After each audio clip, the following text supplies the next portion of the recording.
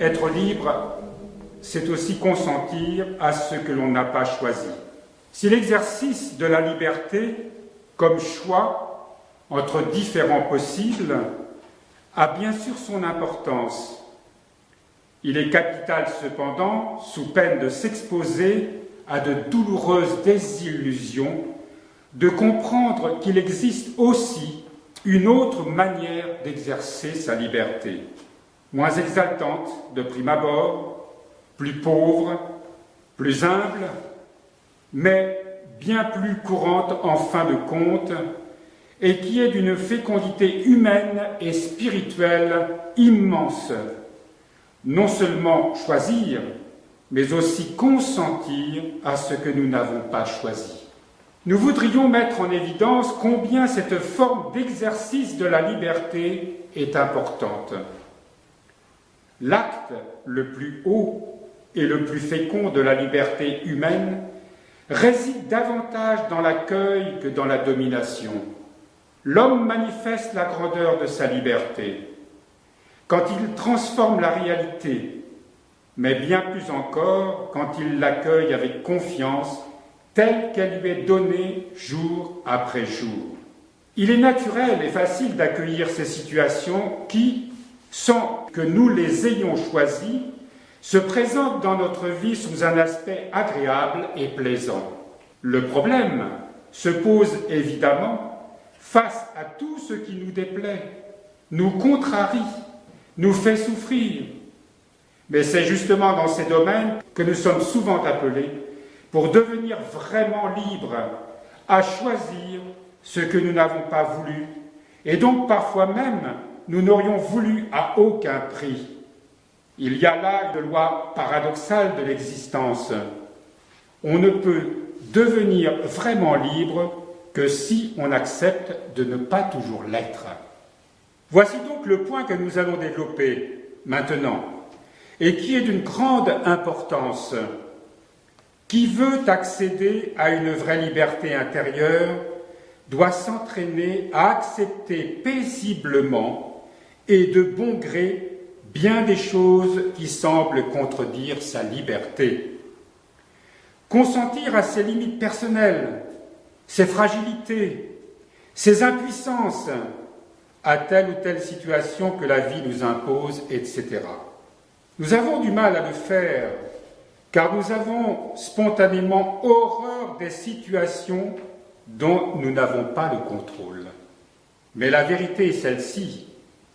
Les situations qui nous font vraiment grandir sont justement celles que nous ne maîtrisons pas. Nous en donnerons beaucoup d'exemples concrets. Il y a une petite note. La grande illusion de l'homme est de vouloir maîtriser sa vie. Or, la vie est un don qui échappe par sa nature même à toute tentative de la maîtriser. Et c'est tiré d'un livre qui se nomme « Viens vers le Père » de Jean-Claude Sagne. Arrêtons-nous un moment sur ce que nous venons de lire. Il est vrai que, même au cours d'une simple journée, nous pouvons être contrariés.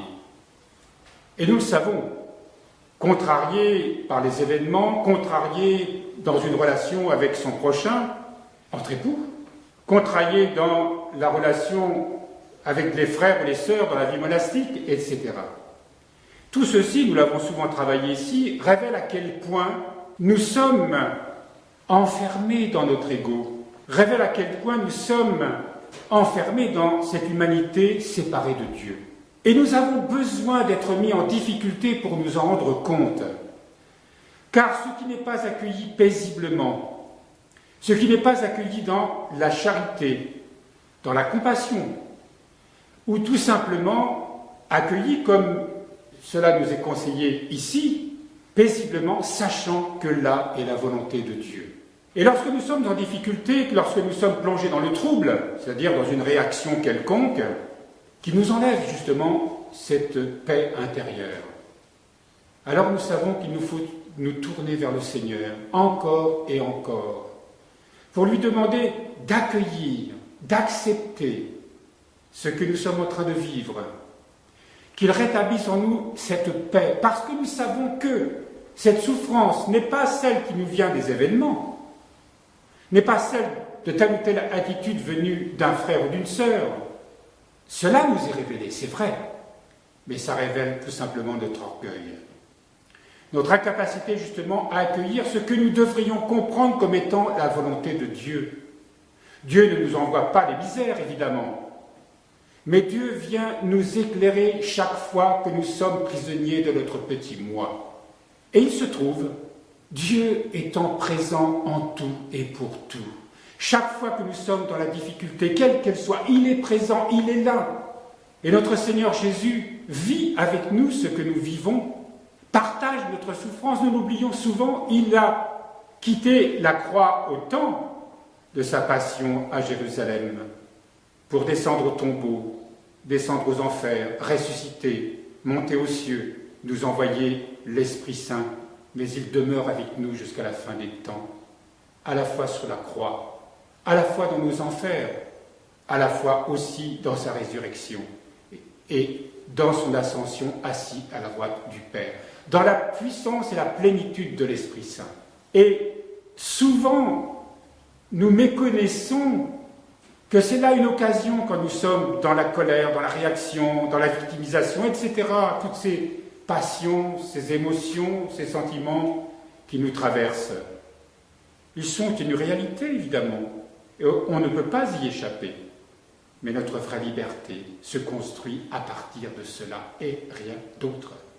Comme il dit ici dans ce livre, bien sûr que nous accueillons les moments qui sont bénis, les grâces que Dieu nous donne, les moments de joie, de partage fraternel, des moments amoureux. Mais notre vie se construit dans la difficulté, parce que c'est là que nous cédons, que nous nous renonçons, que nous nous tournons vers le Seigneur pauvres, parce que nous mettons en application la première béatitude. Heureux les pauvres en esprit, car le royaume de Dieu leur appartient. Les pauvres, non pas une pauvreté au sens matériel, c'est une pauvreté spirituelle. La pauvreté où nous sommes justement en face de ce que nous ne pouvons pas maîtriser, de ce que nous ne savons pas accepter. Nous ne pouvons faire qu'une seule chose, accueillir dans la foi et nous tourner vers le Seigneur. Et à ce moment-là, le Seigneur rétablit la paix perdue, transforme ce qui nous affligeait en joie. C'est la joie parfaite d'un Saint François d'Assise, ou d'autres saints qui ont parlé de cette joie, ou de notre Saint-Père Tugdual, ici, qui a parlé de cette joie parfaite. Et elle nous est donnée encore et encore, toujours et toujours, chaque fois que nous en aurons besoin.